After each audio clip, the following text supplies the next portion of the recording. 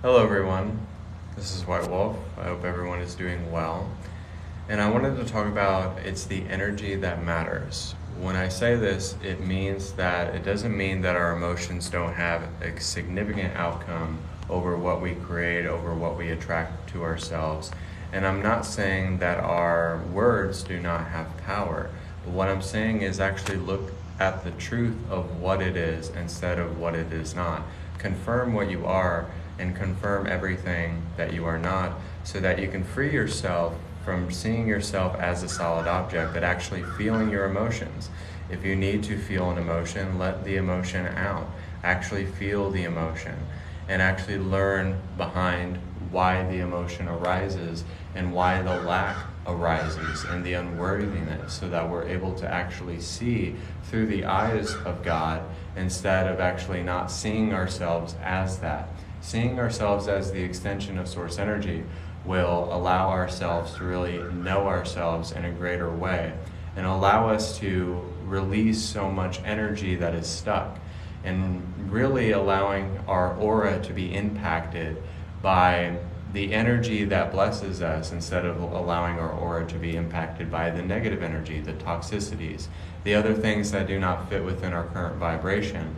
And allowing ourselves to be present with the energy and seeing ourselves in the presence of our awareness, in our energy, in our light, in our vibration, will allow ourselves to look at everything from a much different perspective. Manifestation, subtracting more out of your life, adding more to your life, giving yourself more value, and trying to up the ante on the meaning of your life. And give your life meaning, give your life depth, give your life what it needs to be a part of the growing nature of the universe. And understanding that will bring together and will bring this overarching reinforcement over how you can shift into another parallel aspect of yourself. And if you shift into that, then you'll see how the shift will change everything within your current direction. So our emotions do not have any bearing over how we feel, over how we project, or how we want to project what we want, because our wants and our desires become the same thing, and our wants and our needs become the same thing. So what you're wanting, what you're needing, what you're desiring, all coalesce inside of one into this beautiful union of knowing yourself even more. So if you need to have emotions, if you need to have reinforcement of your limiting beliefs to the point where you're able to let go of them, and then you're able to initiate into that new state of awareness. And seeing the truth of what it is seeing past the illusion of what you're becoming. So when you allow yourself to see the truth, instead of seeing a false pretense of what you think you should be, you're getting rid of feeling like you have to assume anymore, instead of really knowing what you need to do and what you need to go after, and how you can be ambitious in the way that you want to create, in the way that you want to attract. Because then you're changing the polarity of positive and negative, but you're also changing the way that you're going about life, and you're changing the way that you're speaking about life, and you're changing the way that you're sensing the emotions about your life. Because you're allowing yourself to implement new emotions, new affirmations, new belief systems, new vocabulary, which is allowing you to attract more within your life, and then you're able to really see yourself in a much greater light, in a much greater wisdom, because it gives you stability, it gives you a sense of becoming something, running towards something, going towards something, being called to something. So it's not about the image, it's not about the outcome, it's not about the desire itself, but it's about the energy behind the intentions, behind the ideas, behind the newfound epiphany that you have when you're awakening, every single time that you awaken. So it's really not about you lashing out with your emotions and thinking that that's a bad thing. It's actually feeling your emotions, where do they stem from, where's the root cause of your emotions, and finding out how to be the resolution to changing the way that circumstances, experiences, relationships come together. And seeing everything as a way of learning and discerning and as a tool, and then seeing yourself in a different perspective, but also in a different light, and allowing yourself to blend the light and the dark as one, And then you allow yourself within those moments where you might have valley moments. You might have moments where you have a valley. You might have moments where there is a current or a wave or a challenge or trials and tribulations that might come up. And it feels kind of like the world is against you. And it's not actually that.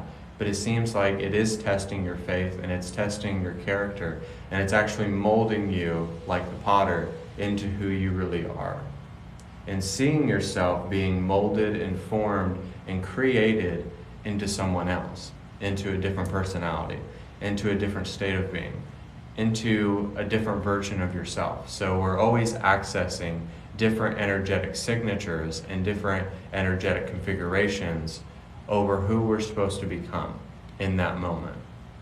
So every time that we do this, every time that we really bask in that glory of the Shekinah glory of God's Source energy, we allow ourselves to see ourselves as energy, as consciousness, but also as awareness.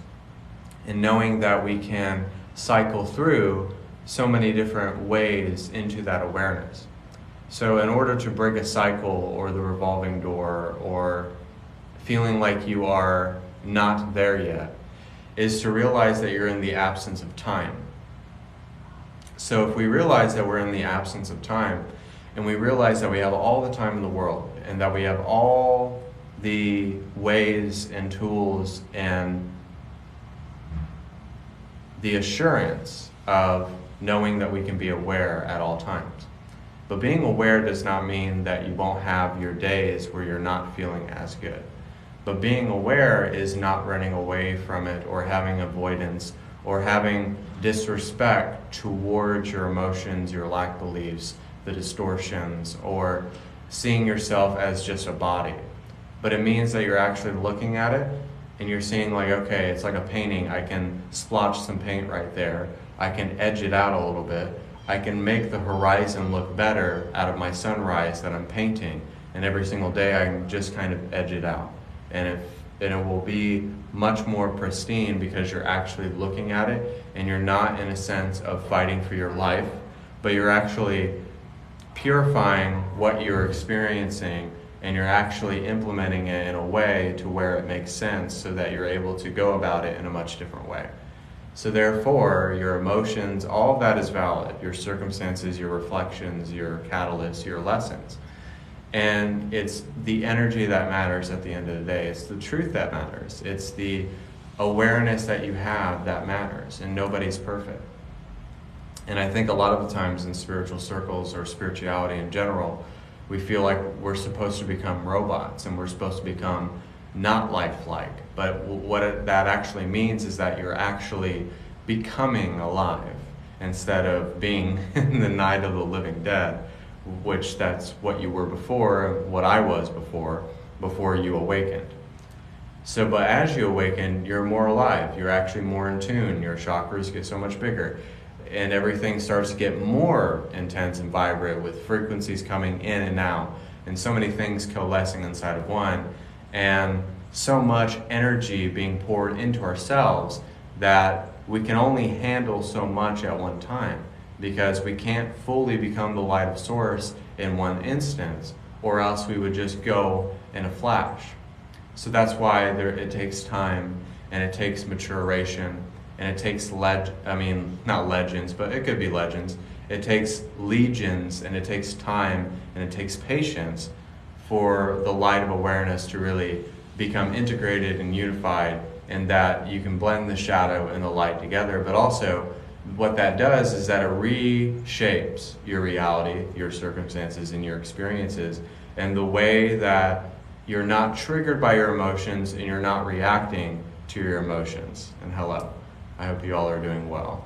And you're not being triggered by your emotions, but you're aware of them and learning how to be proactive towards them. And it could be changing your vocabulary. It could be not putting yourself down. And hello, how are you guys doing? That was my opener for the live.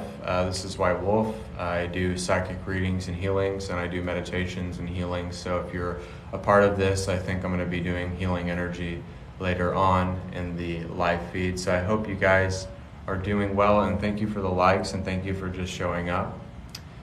And what I wanted to really get across with this message is because it's like seeing yourself as energy is not seeing yourself as a human being. Seeing yourself as energy is not seeing yourself as unworthy or not loved or not accepted, because there is acceptance with the limiting belief or the emotion or the past that you're dealing with. And you're actually letting go of how human beings usually do it when they shove everything under the rug, and that it's not truly integrated. So therefore, as the integration comes, then you're aware of this. You're aware of this thought. Is that thought my thought? Is this emotion my emotion? Is this circumstance really representing who I am, or this relationship pattern that I keep attracting to myself? So we're finding out how the timelines intersect with the patterns that we're on, and then we're allowing ourselves to kind of sever the cords to those patterns and those timelines so that the creation can see itself as energy and have acceptance and move on as a life progression instead of rehashing a past lifetime progression. So that there is a transparency, there is a unity there, but also you're not dwelling within the illusion of it, but you're seeing the truth inside of what you're experiencing. So therefore there is an avoidance, and you're not running away from it, and you're not pointing the finger at it, but you're actually coming to terms with it and see if it's not benefiting you, because that's seeing yourself as energy. It can only benefit you if you see yourself as God, or see yourself as consciousness, or see yourself as energy. Now, benefiting you as progression, as leveling up, as learning, as using it as a tool for growth. And I've had to learn this a lot lately. Because the biggest thing in my awakening journey has been anger. And I'm pretty sure that most people do that. So we learn and we live when we learn, but we have to discern what we're experiencing in order to learn it. So if you thought that was me trying to be facetious, I was not being facetious at all. Also, guys, you guys can book private sessions with me. This is White Wolf. I do psychic readings and healings. It's an hour for $120 and 2 hours for $220. So the one thing that we do every single day is that we live another life. We live another choice. We live another way to go about our truth. In leading by the representation of who you are and learning how to discern what that is, you will always represent and channel and create from the standpoint of who you are now. But it's not about who you are now. It's about purifying where you're coming from instead of where you're going. And then you try your best every single day to see, am I doing what I need to do? Am I doing what is best for me? What is most beneficial? Am I doing the things that bless me? Am I doing the things that give me stepping stones? Because in our journeys we have stepping stones or a ladder, which a ladder seems like it's very dangerous. So we might not want to use that analogy. But if you can see it as like stepping stones or stepping up a staircase, or you see that long staircase and it feels like a maze as you're going up it. But really, because taking the elevator is easy, but it takes a person to really walk up the stairs and get that exercise, because most people don't want to take the stairs. But sometimes, what if the elevator is occupied, and then all of a sudden you have to really get somewhere? And you're in a hurry and you're in a rush and you want to get there presently. But guess what? Everybody's occupying the elevator. Guess what you're going to do? You're going to take the stairs. Rather, you're going up or down. Peaks or valleys, if you will. So sometimes you need to take the stairs. Sometimes you need to take the elevator. But the stairs isn't forever. But the elevator is where you have the acceptance towards just going up gracefully instead of going up and down not so gracefully or easily, which either one will get you to the same place. But still, We don't have to make it rocket science, right? So to condense it and to put it in a grounded form is to really how to increase the abundance through the learning, through the circumstances, through the experiences, but also the manifestation of what I'm creating. Even though it might feel painful, you might get angry, you might trip up, you might slip up, you might step out. But it doesn't mean that you're never going to come back. And you can never go back so far because you've gone so far, you can never really go back. But sometimes we need subtle reminders. And sometimes that subtle reminder doesn't feel like very subtle. It kind of feels like very abrupt and quick and fast and doesn't feel as good. But it's just there to kind of give ourselves a way to purify the ego. It gives us vulnerability to the point where if we feel like we're there and we feel like we're enlightened, then that's where we lose the narrative within our own space. Because we're never there. We're always progressing. It's always climbing up. It's always taking another gander at the merry-go-round or the trees or the earth or your feet or your wife or your boyfriend. You just have to look at it again with that gaze, with that look, with that love and that unconditionality to really accept it so that there can be a really transcendent form of healing within there so that it can really just be pulled out of you, out of sight and out of mind, so that it's out of your peripheral, it's out of your mind, and it's left you because it's not a part of you. Does that make sense? I hope it does. And when I say that, I'm not being facetious. I just hope that I make sense to some of you. Because sometimes I feel like I'm not making perfect sense. That's how spirit is. So what we want, what we desire, unconditional love, it all stems back to acceptance, seeing ourselves as energy, calling back our power, calling back who we are, not being afraid to shout it on the rooftops either, not being afraid to really race for it or seek for it or really go after it itself if it really excites you. But if it doesn't really excite you, you have to have that determination within yourself to perceive and to see what is best for you at that moment. Because if it feels uncomfortable, sometimes you need to do it while you're uncomfortable. But if it doesn't really feel like it's in alignment, those are two different things. Being in alignment will always, it would always feel like a forward motion. But when it's not in alignment, it kind of feels like you're being pulled back into it because it doesn't make sense. It doesn't have any logic or reason or an hypothesis or an observation over what you're trying to create within your lives. That's why when it's not in alignment, when it's not in flow, it's a big fat no-no. I've said that for years, and I'm going to continue to say it because it's simple, it's to the point, and I think most people get it at that level. So our breakdowns turn into breakthroughs, and our shifts turn into a lot of changes. Those changes give us validation.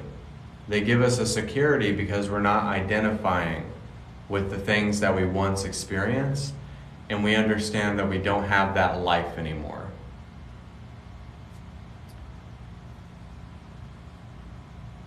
So,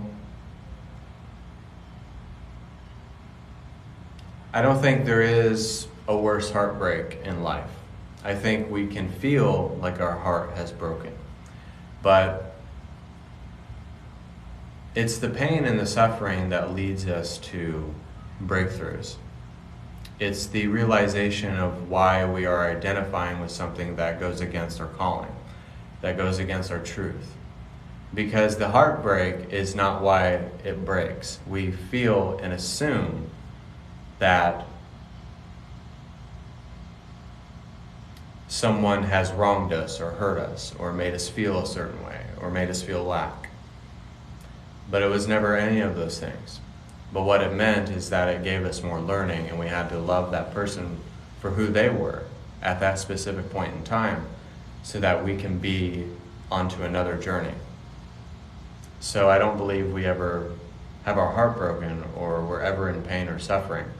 I believe that it gives us love when we go through those things, because it releases the old lifetimes, it releases the old experiences, but also it releases different ideas that we had locked up because we've had those experiences. So, I hope that answers your question. And I think at the end of the day, if you're true to your heart, if you're true to your desires, your imagination, or what you really want, at the end of the day, no matter if you're angry, no matter if you're depressed, no matter if you're sad, no matter what you go through within your life, it doesn't mean that you're not enlightened, but it actually means that you're actually feeling your emotions and perceiving them and seeing it as something, as a tool for learning grace and unity, so that we can all heal together and be a part of energy, be connected again. So it allows us to be connected.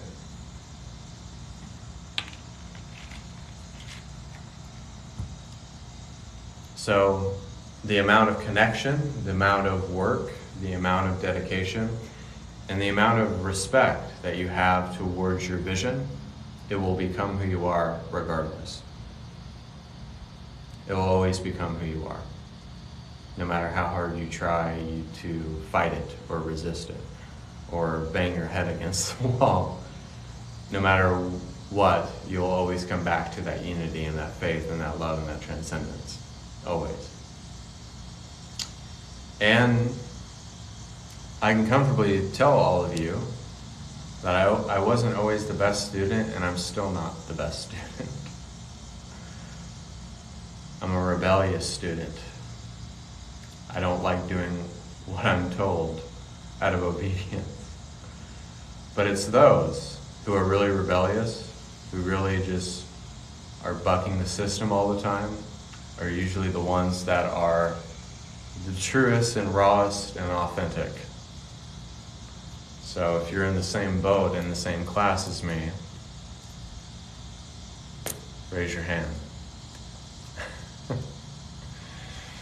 It's fun to be rebellious, but doing it in an enlightened way is a much better way instead of doing it like you're a kid, because that's where there's division and problems and things of that nature. So, you get it. You get it. So we're going to do some healing energy, ladies and gents, and I hope you guys are doing well. And I might go live doing readings and healings again, but if I don't, I'll probably do it Saturday and Sunday. So, without further ado, we're going to do some healing energy. I do Stupa Mudra energy. This is what the Buddhists use. So I hope you've really enjoyed this live, and also you can book private sessions with me. $120 for 1 hour and $220 for 2 hours. So I hope you guys are doing well, and we're going to do some healing energy.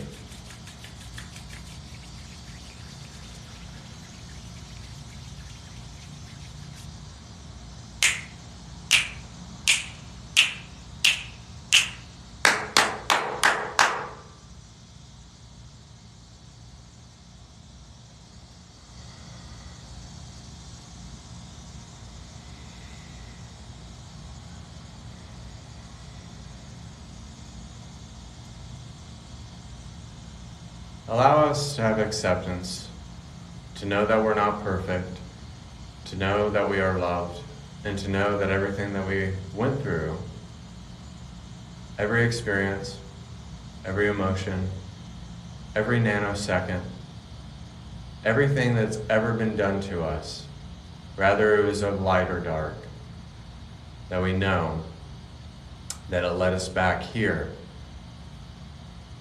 to be vulnerable, to be whole again, to open up again, and to receive from the divine. So let us just hold space for the entire collective, and let us just be a part of who we are. And allow us to just hold space and to release and to let go and to push the energy out. Put everything in a ball of energy and send it back to the sun. And you can also push the energy out. You can also snap the energy away. However you want to do it is fine by you. But just allow us to clear the negative thoughts, the negative emotions, and allow ourselves to think much more clearer. Not to think with a craze, not to think with a frenzy, not to think just forcefully, but just organically allow the thoughts to flow, but also discern what your thoughts are and what they are not.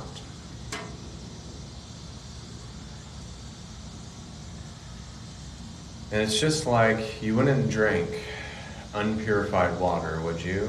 Even though that a lot of people do on this planet. But allow ourselves to take a cup of water in this instance and see it as pure, see it as clean, see it as blessing, because we are made of 70% of water. So that must mean that there is so much purity inside of ourselves that we are made of the cleansing power of water.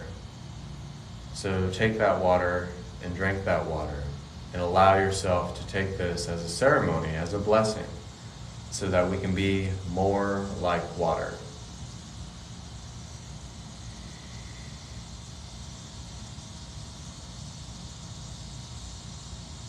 And we're going to do the Kundalini energy. So a lot of us are shedding layers, breaking off old patterns and attachments, old ties, and just starting afresh and anew.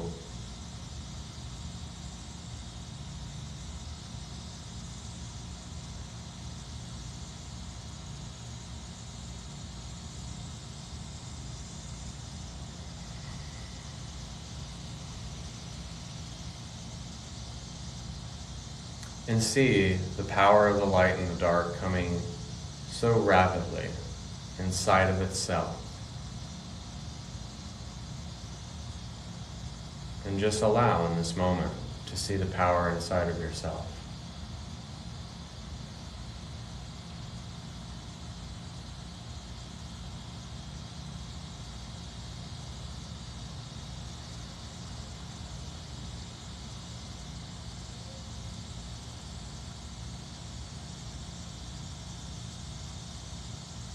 And just tap into your heart.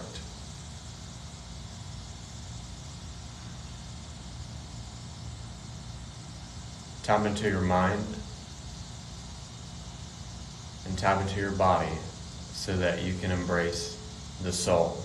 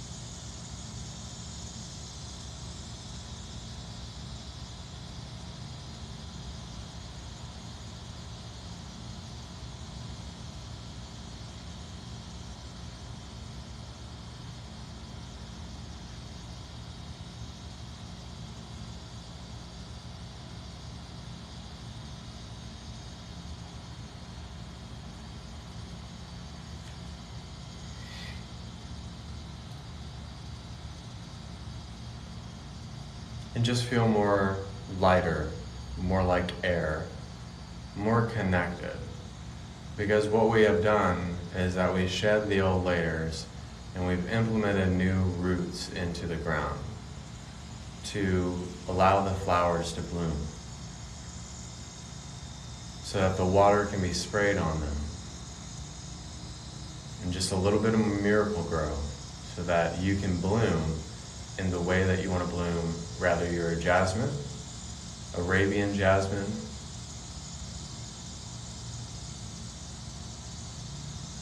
or some like daffodils, no matter what flowers it is. Allow yourself to bloom like that.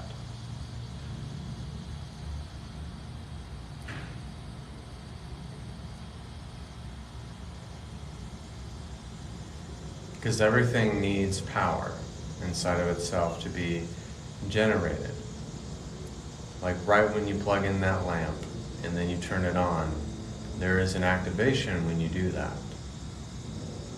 Whenever you turn on that lamp and that light bulb and there's light. Beautiful creations, beautiful invention.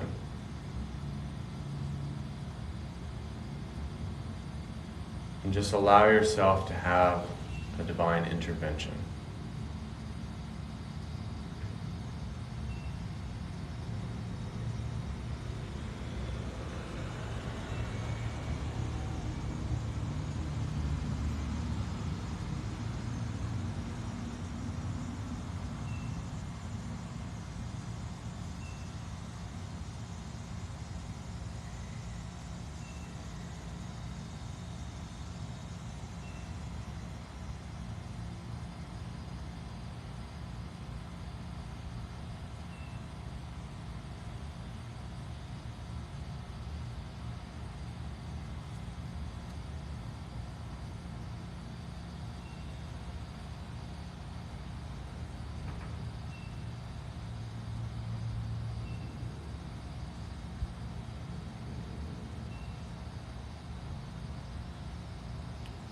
Everyone take a deep breath.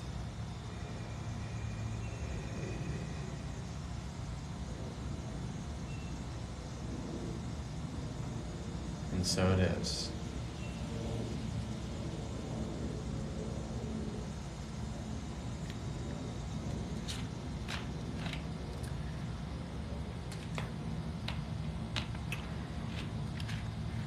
You're welcome. So I hope you guys really enjoyed the live feed itself, and also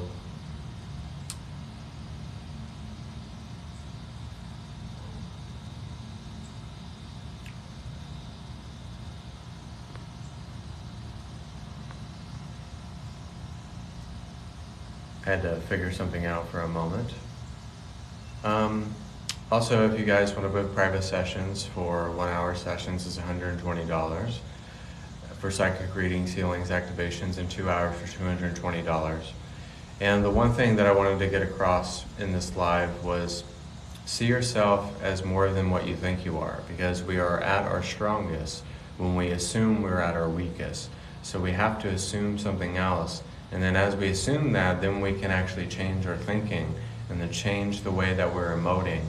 And the way that we recalibrate ourselves and really ground ourselves back into the earth, so that there is a purified ego that comes about us that changes the way that we interact with energy and the way that we connect with energy, so that there is a steady, consistent flow, and it's going upstream instead of downstream.